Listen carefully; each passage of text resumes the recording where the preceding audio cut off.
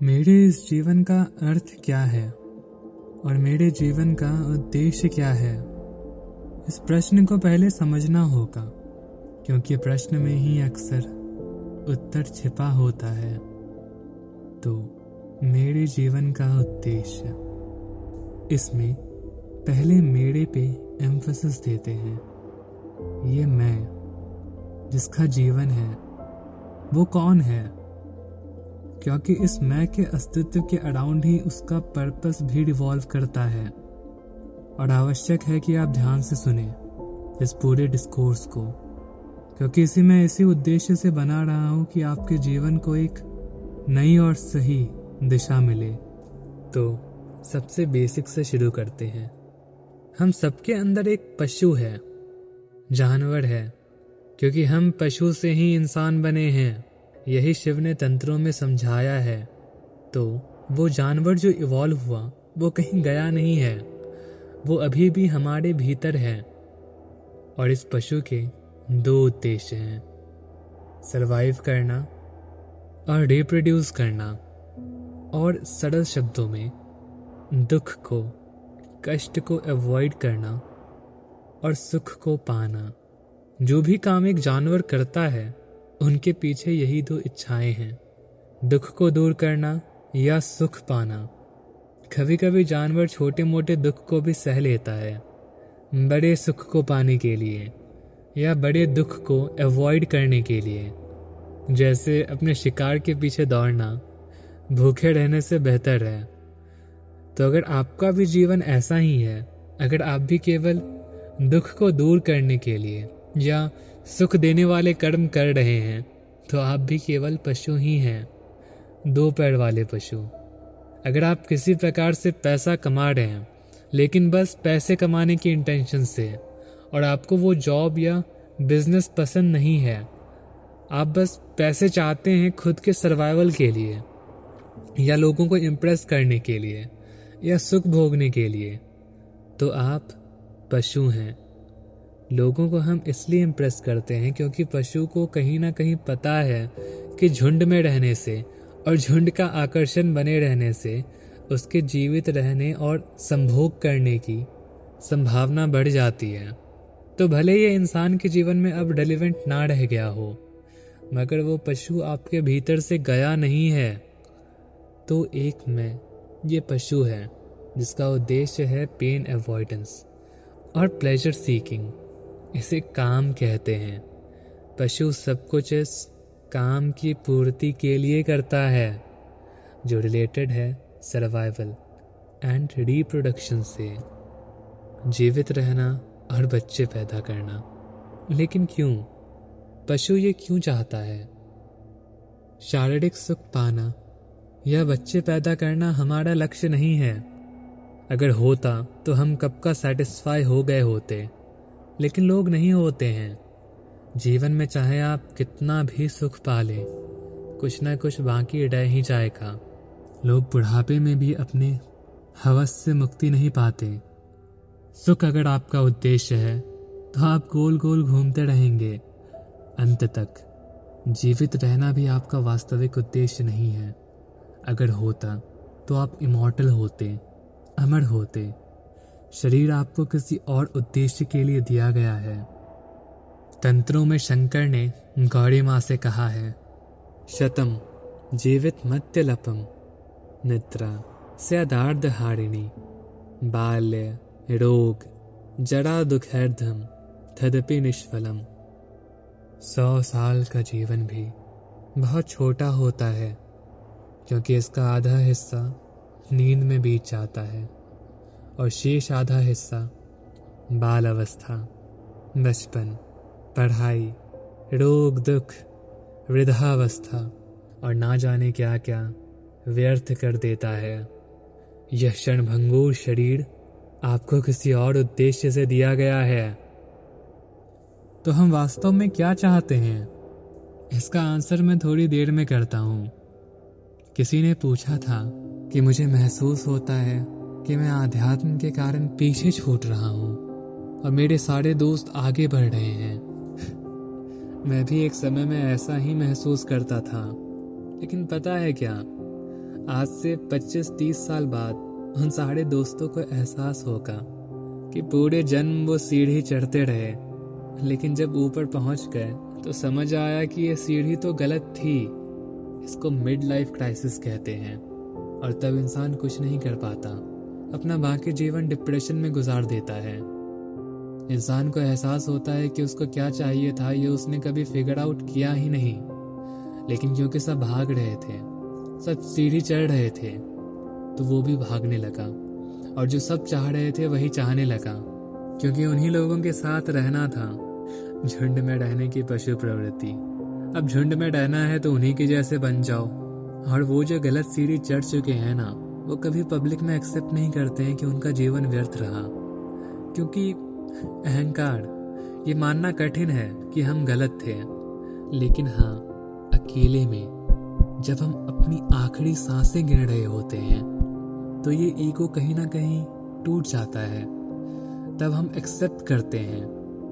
पता है, अपने आखिरी समय में इंसान को सबसे अधिक रिग्रेट किस बात का होता है?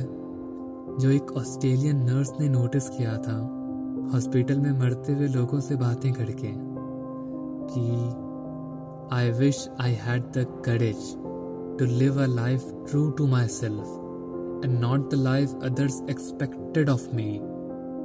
कि काश मेरे में हिम्मत होती कि मैं वैसे जी सकता जो मुझे फुलफिल करता, मेरी आत्मा को संतोष देता।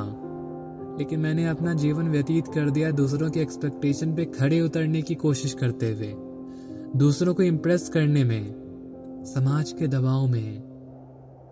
इसलिए पहले फिगर आउट करिए कि सच में आपको क्या चाहिए, सच में आपकी आत्मा को क्या संतोष देता है, सच में आपकी आत्मा है क्या। जीने की इच्छा और बच्चे पैदा करने की इच्छा के पीछे हमारा दूसरा और वास्तविक मैं है, अवेयरनेस या कुंडलिनी, जो एक्सपैंड होना चाहती है, ग्रो होना चाहती है, शिव से एक होना चाहती है। पशु से हम मनुष्य बने क्योंकि पशु के शरीर में अवेयरनेस एक सर्टेन लेवल तक ही एक्सपैंड हो पाई। वो कपड़ा उसे फिट नहीं आया, इसलिए अवेयरनेस ने बड़े साइज का कपड़ा सिला लिया अपने लिए, ताकि उसे और रूम मिले एक्सपैंड होने के लिए। इंसान का शरीर, जो शरीर उसे सारी क्षमता देता है एक्सपैंड होने का, ये होने के लिए ज़रूरी था कि बच्चे पैदा हों। नहीं तो अगर पशु बच्चे करना छोड़ देते तो अवेयरनेस इंसान का शरीर कैसे बनाती। हर नेक्स्ट जनरेशन अधिक अवेयर होता है प्रीवियस जनरेशन से। इसलिए पशु में शरीर के संबंध बनाने की इनेट डिजायर होती है, ताकि जनरेशन शिव की ओर आगे बढ़े, इवोल्यूशन हो और अवेयरनेस एक्सपैंड हो। और उनमें जीवित रहने की भी इनेट डिजायर होती है, क्योंकि मृत्यु के बाद शरीर जड़ वस्तु बन जाता है, मिट्टी। और ऐसा नहीं है कि मिट्टी या पत्थर में अवेयरनेस नहीं होती है, मगर एकदम बेसिक, ना के बराबर। अवेयरनेस इवॉल्व होने के बजाय डिवॉल्व हो जाती है। इसलिए हम मृत्यु से डरते हैं। अवेयरनेस चाहती है कि शरीर लंबे समय तक बने रहे, ताकि अवेयरनेस एक्सपैंड होते रहे। स्पिरिचुअल एंडेवर्स पूरा करने के लिए, और ज़्यादा समय मिले संतोष को पाने के लिए, शिव को पाने के लिए।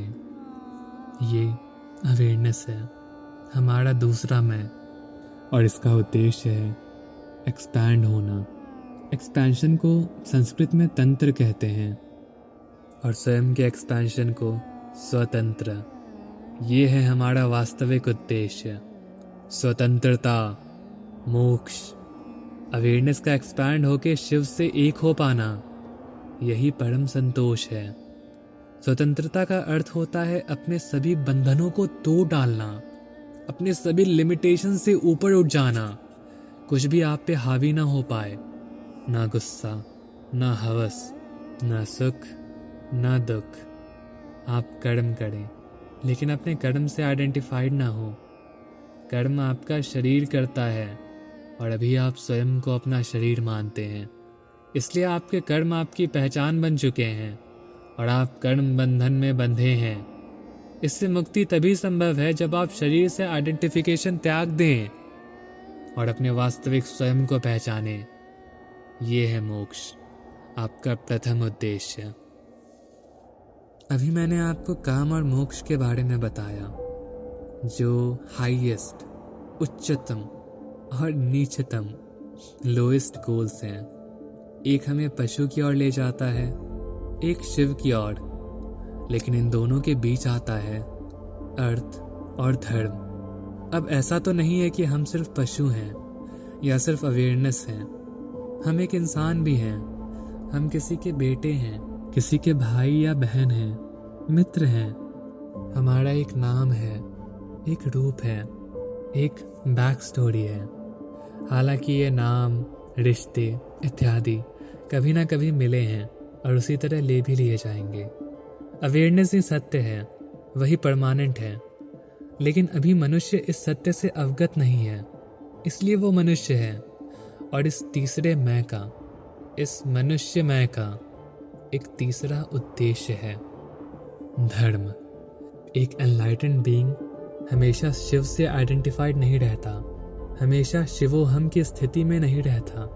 उसे भी मनुष्य बनना पड़ता है मनुष्य के दुनिया में रहने के लिए। हालांकि वो उसके अपने स्वतंत्रता से होता है, वो उसकी लीला होती है। और हर मनुष्य का एक धर्म होता है। मनुष्य अपने कर्मों से बंधा है, मैंने पहले भी समझाया था। दूसरी बात कि कर्म से हम भाग नहीं सकते हैं, भूख से आप भाग नहीं सकते हैं। भोजन आवश्यक है और भोजन के लिए कर्म, और हर कर्म जो हम करते हैं बुराई से ढका रहता है। भगवान कृष्ण कहते हैं, सहजम कर्म कौन्तेय सा दोषम अपि न त्यजेत, सर्वा आरंभा ही दोषेन धूमेना अग्निर इवाव्रता। धूमेना अग्निर इवाव्रता अर्थात जैसे अग्नि जो पवित्र है, धूम्र अर्थात स्मोक या धुएं से ढकी रहती है, वैसे ही सारे अच्छे, सारे पवित्र कर्म बुरे कर्म से ढके रहते हैं। जो भी हम करते हैं कहीं ना कहीं कुछ ना कुछ बुरा कॉज करता है। स्टिल हे कौन्तेय, हमें कर्म करते रहना चाहिए और कोशिश करना चाहिए कि हम मैक्सिमम अच्छे कर्म करें, कि मैक्सिमम आग हो और मिनिमम स्मोक। तो ये मनुष्य का, आपका तीसरा पर्पस है सेवा करना, दान करना, लोगों की मदद करना, जितना हो सके देने की कोशिश करना।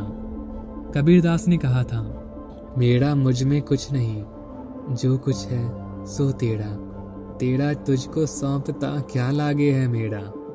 अर्थात मेरे पास अपना कुछ भी नहीं है। मेरा यश, मेरी धन संपत्ति, मेरी शारीरिक मानसिक शक्ति, सब कुछ आपकी ही तो है। सब इस धरती पे मुझे आपने ही दिया। जब मेरा कुछ भी नहीं है तो उसके प्रति मोह कैसा।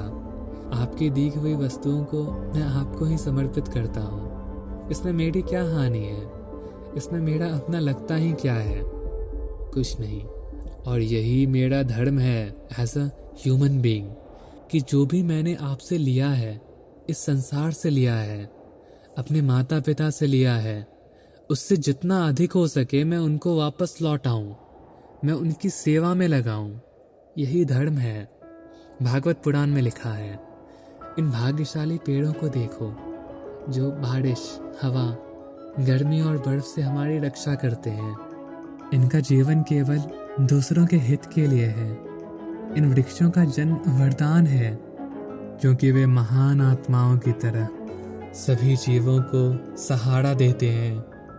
कोई भी जरूरतमंद कभी निराश होकर नहीं जाता।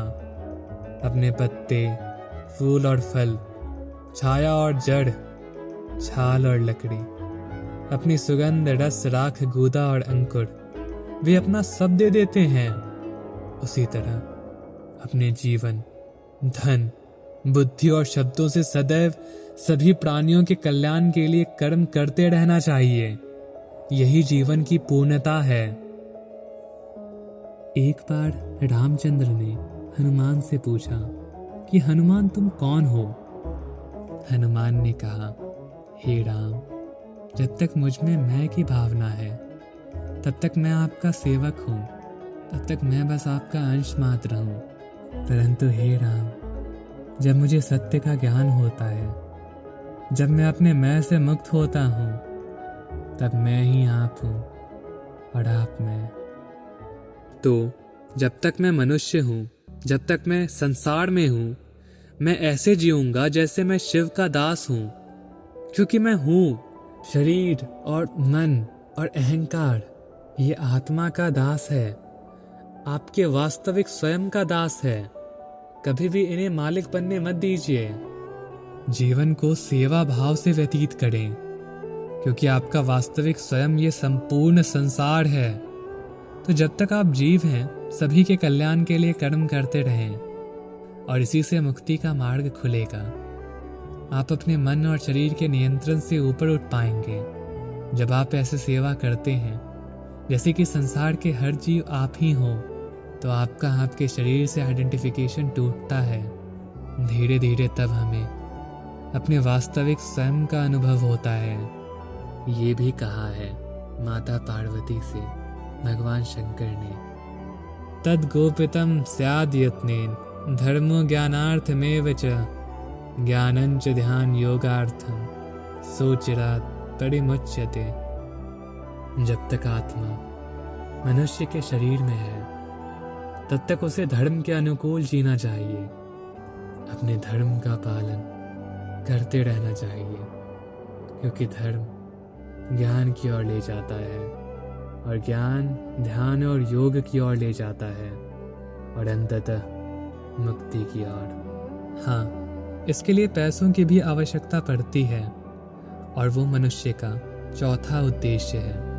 वो उद्देश्य नहीं है, वो उद्देश्य पूर्ति का माध्यम है, इसीलिए उसे अर्थ कहते हैं। काम, मोक्ष, धर्म और अर्थ, आर्थिक उद्देश्य को हम डिटेल में समझेंगे, बट अगले हफ्ते। आज के लिए बस इतना ही।